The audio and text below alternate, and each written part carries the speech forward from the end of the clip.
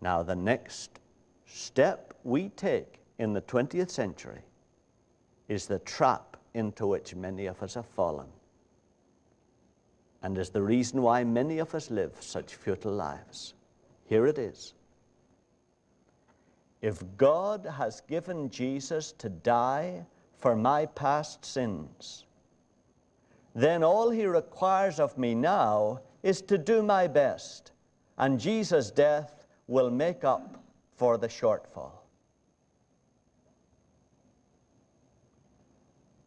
That, I think, is the gospel, as almost all of the 20th century understands it.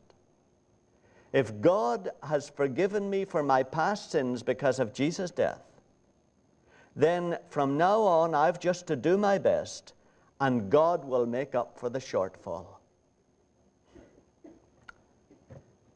It results in a world full of people who do not exercise their wills, who do not live according to God's plan, and who have long ago lost any spiritual relationship with God. Because, loved ones, that is not the gospel. God's mercy covers past sins. It does not permit continual sinning with the understanding that the blood of Jesus will make up the shortfall. It doesn't. Loved ones, that is not the gospel. The mercy of God does not wipe out our responsibility to avoid sin at all costs. The mercy of God does not permit sin. Now you'll see that clearly in both the Old Covenant and the New Covenant. Look back at the Old Covenant, which is the piece we read in the lesson. It's Numbers 15 and verse 27. Numbers 15 and verse 27.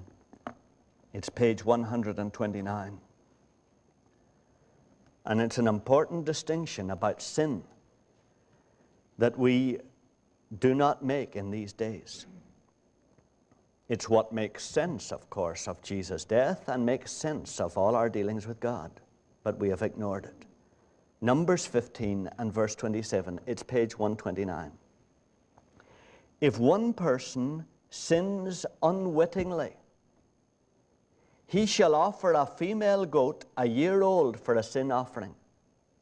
Another translation of that adverb is unconsciously or unknowingly. If a person sins unknowingly or unconsciously, if he sins he doesn't realize he's doing it, then he shall offer a female goat a year old for a sin offering. And the priest shall make atonement before the Lord for the person who commits an error. An error is sinning without knowing it, sinning unconsciously. When he sins unwittingly, to make atonement for him, and he shall be forgiven.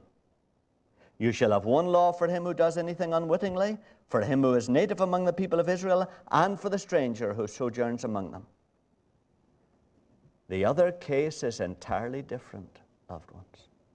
In verse 30, but the person who does anything with a high hand, whether he is native or a sojourner, reviles the Lord, and that person shall be cut off from among his people. Because he has despised the word of the Lord and has broken his commandment, that person shall be utterly cut off. His iniquity shall be upon him.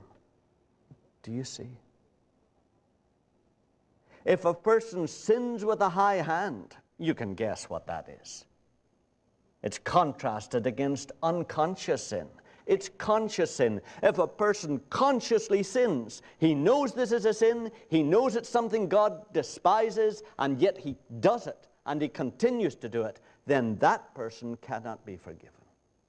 That's what it says. That's even back in Old Testament days. Even in Old Testament days, there was no sacrifice that would cover conscious sin.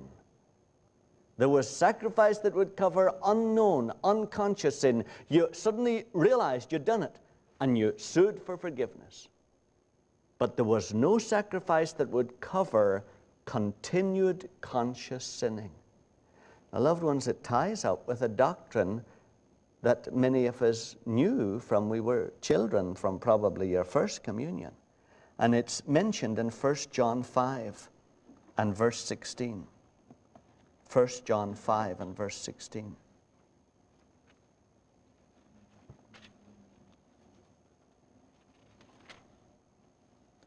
It's page 1068. 1 John 5 and verse 16. Page 1068.